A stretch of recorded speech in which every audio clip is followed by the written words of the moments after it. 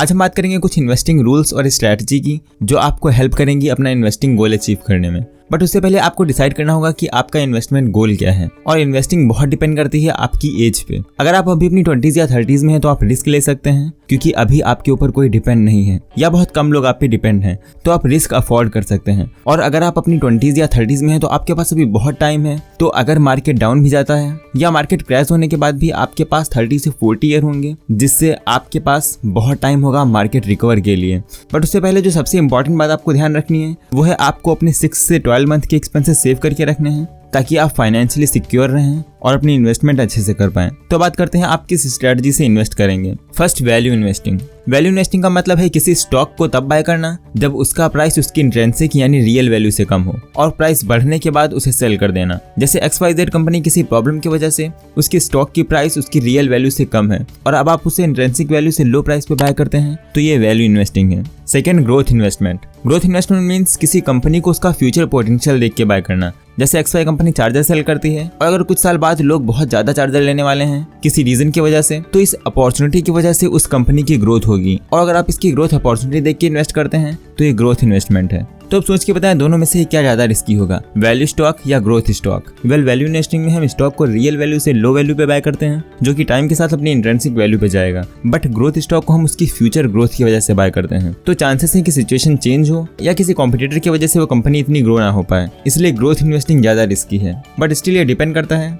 ये भी पॉसिबल है कि वैल्यू स्टॉक हमेशा अपनी इंट्रिंसिक वैल्यू से नीचे ही रहे और क्या पता कंपनी बैंकरप्ट हो जाए। वैल्यू इन्वेस्टिंग के सबसे बड़े एग्जांपल है वॉरेन बफेट। तो आज हम उन्हीं के कुछ इन्वेस्टिंग प्रिंसिपल सीखेंगे। Lesson 1, observe then decide. Warren Buffett बोलते हैं अगर मुझे हॉर्स रेस में घोड़ों पे बेट लगानी हो तो सबसे पहले मैं उस रेस को ऑब्जर्व करूंगा, फिर जीतने वाले घोड़े के फ्यूचर रेस पे बेट लगाऊंगा। इसलिए आपको जिस भी कंपनी में इन्वेस्ट करना है उसे स्टडी करें कि उस कंपनी ने पिछली प्रॉब्लम को कैसे सॉल्व किया और वो फ्यूचर में किस प्रॉब्लम को सॉल्व करना चाहते हैं और उसे मैनेज कौन करता है और क्या चीजें उस कंपनी में खास हैं जिसे दूसरों के लिए कॉपी करना मुश्किल है।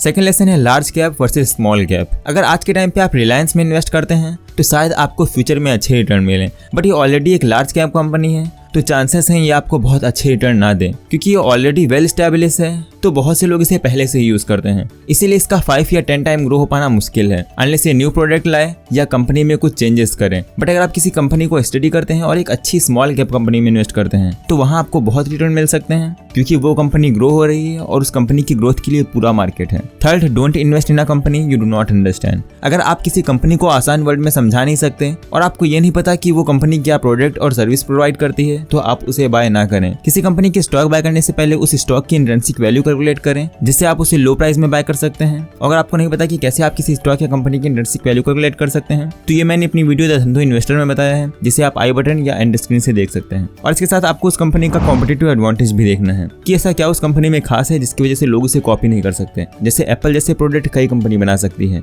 बट उसका कॉम्पिटिटिव एडवांटेज है उसकी ब्रांड वैल्यू जो कोई कंपनी इजीली नहीं बना सकती। और आप जिन प्रोडक्ट को सबसे ज्यादा पसंद करते हैं आप उस कंपनी के स्टॉक भी बाय कर सकते हैं अगर वो कंपनी पब्लिक है तो। फोर्थ लेसन है power of compounding. Warren Buffett की इतनी वेल्थ का रीजन है कंपाउंडिंग, इसलिए सजेस्ट करते हैं कि हमें कंपाउंडिंग की पावर को अंडर एस्टिमेट नहीं करना चाहिए।